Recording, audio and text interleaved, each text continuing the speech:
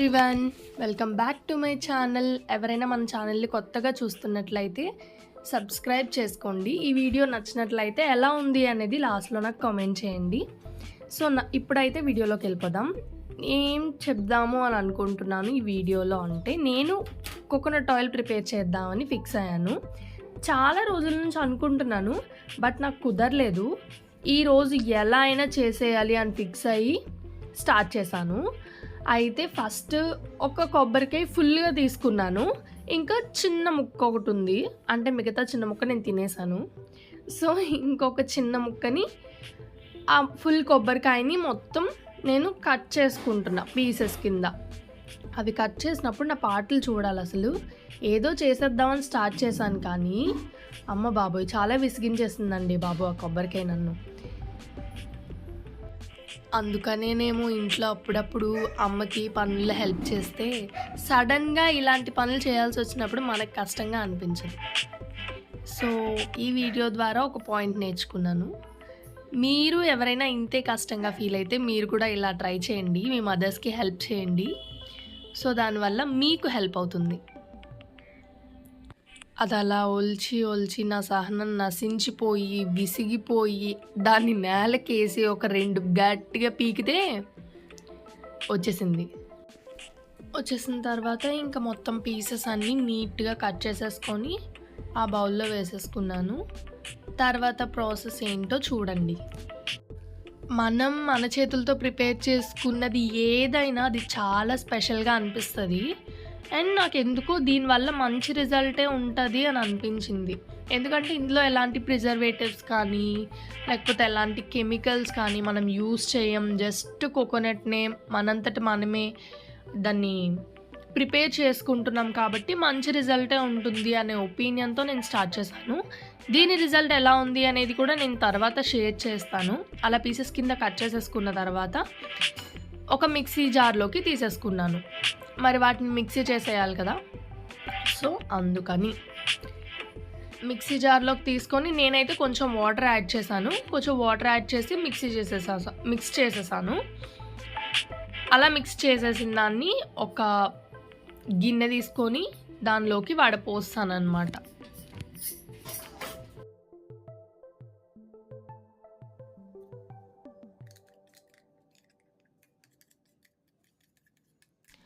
అలా వడపోసే దానిలోకి తీసేసుకొని ఒక స్పూన్ తీసుకొని దాన్ని బాగా స్క్వీజ్ చేశాను. కానీ స్పూన్తో స్క్వీజ్ చేయడం వల్ల చాలా ఇబ్బందిగా అనిపించింది. అంటే అంత పర్ఫెక్ట్గా రాలేదు. స్పూన్ ప్లేస్లో ఏదైనా క్లాత్లో వేసి నేను గట్టిగా పిండి ఉంటే ఎక్కువ దానిలో ఉన్న వాటర్ మొత్తం వచ్చేసేదేమో అనిపించింది. బట్ ఇంకొకటి యూస్ చేస్తే మా అమ్మనంత అంతది కాబట్టి దాంతో అలా కానిచ్చేసాను.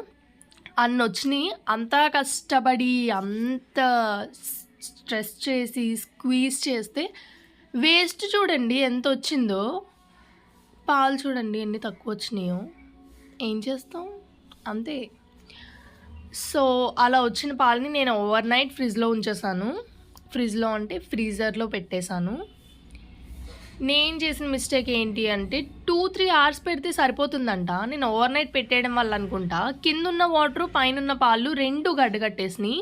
సో నాకు చాలా ఇబ్బంది అయింది. చూసారు కదా నా పాటలు, దాన్ని కొట్టేస్తున్నాను. లిటరల్లీ దాన్ని చాలా హింసించేశాను పాపం. అయినా సరే రాలేదు, అంత కష్టపడినా సరే రాలేదు. ఇంక ఇలా కాదని పక్కన వదిలేసిన తర్వాత చూస్తే కొంచెం సేపటికి వాటర్ మిల్క్ సెపరేట్ అయిపోయిందండి. అమ్మయ్య, కొంచెం బెంగ వచ్చేసింది. అంటే ముందు ఇంత ప్రాసెస్ చేసేసాను కదా, ఇప్పుడు రాకపోతే పరిస్థితి ఏంటి, నా కష్టం అంతా వృధా అయిపోతుంది అని. బట్ అలా ఏం అవ్వలేదు. లాస్ట్కి క్రీమ్కి క్రీమ్, వాటర్కి వాటర్ సెపరేట్ అయిపోయింది. అలా సెపరేట్ అయిపోయిన తర్వాత నేను ఆ క్రీమ్ మొత్తంని ఒక కళాయిలోకి షిఫ్ట్ చేసేసుకున్నాను. చూసారు కదా, అలా షిఫ్ట్ చేసేసుకొని స్టవ్ ఆన్ చేసుకొని లో ఫ్లేమ్లోనే మరిగించాను.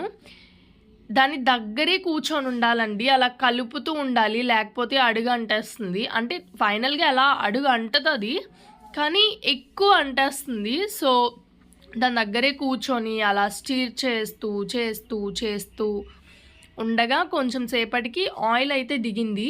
ఇప్పుడు మనకు అక్కడ కనిపిస్తున్న కోకోనట్ పల్ప్ అంతా నీట్‌గా ఒక మంచి బ్రౌన్ కలర్‌లోకి వచ్చేయాలి. కానీ స్మెల్ ఉందండి.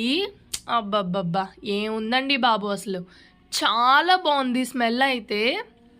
చాలా నచ్చింది నాకు. చాలా ప్యూర్ కోకోనట్ స్మెల్ చాలా బావుంది. మీరు కూడా ట్రై చేయండి. మీరు కూడా ఇంత మంచి ఎక్స్‌పీరియన్స్ చేయగలుగుతారు. సో, అలా. చూసారు కదా!